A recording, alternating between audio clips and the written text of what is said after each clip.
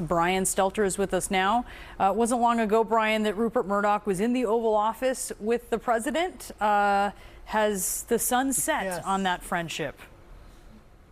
Yeah, I view this as a legal form of an insult, saying you're older, you're older, you're worse. This is Godzilla versus King Kong, Donald Trump versus Rupert Murdoch. These two men battling it out. The latest in an ongoing tug of war that dates back more than 10 years between the two men.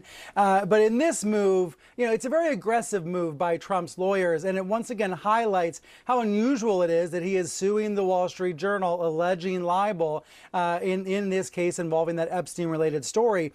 For the lawyers to ask for a deposition in the next 15 days, highly unusual, very aggressive. And as our colleague Marshall Cohen points out, these kinds of requests are rarely granted before the judge has even considered whether the case is strong enough to proceed to trial in the first place. As for Rupert Murdoch, yes, he is 94 years old. He was deposed a few years ago in the Dominion case, and the lawyers for Dominion came out of the room saying, wow, Rupert Murdoch still sharp as a tack. He was still fully there during that deposition a few years ago. So we'll see if somehow Trump is able to get this sudden deposition to happen, but it is unlikely. And I think it speaks more to the really intense tensions between the two men right now. And to the broader point, Brian, the Wall Street Journal is just one of many news organizations that Trump has been trying to sue. Over the weekend, President Trump also threatened TV licenses as well, posting this on Truth Social, saying that he wants some licenses, unclear exactly which ones, to be revoked, calling the networks political pawns for Democrats. This isn't the first time that Trump has talked about doing this. Why is this threat different? Is it possible for some kind of licensing to be revoked? Well, I think it hits differently now because of the recent Paramount settlement and the back and forth between the owners of CBS, recently resulting in the merger being approved by Trump's FCC.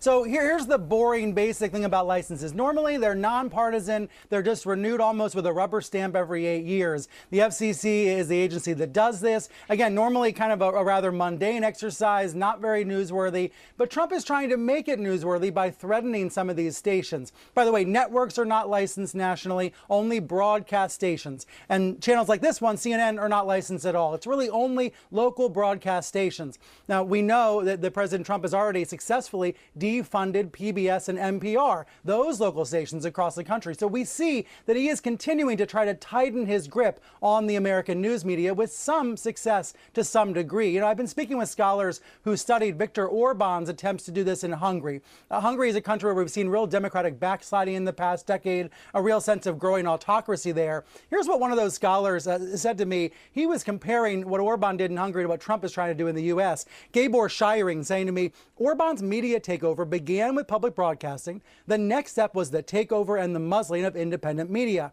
Orban achieved this through financial and legal means, a system of autocratic carrots and sticks. So on the one hand, you encourage your friends in the press, you give them favored treatment. On the other hand, you use sticks against the ones that you want to punish.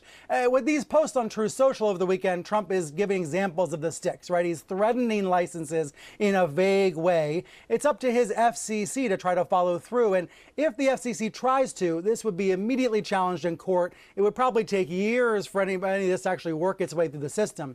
But even the mere raising of this by Trump is important to note because it speaks to the chill that he wants to have in the air. He wants to have a chilling effect over the American news media. But as that Wall Street Journal story shows, the recent reporting by the Journal, matched by other news outlets about Trump's history with Epstein, reporting's still getting done. Right? The facts are still getting out there. The news is still being reported, even though Trump continues to make these kinds of threats toward news outlets.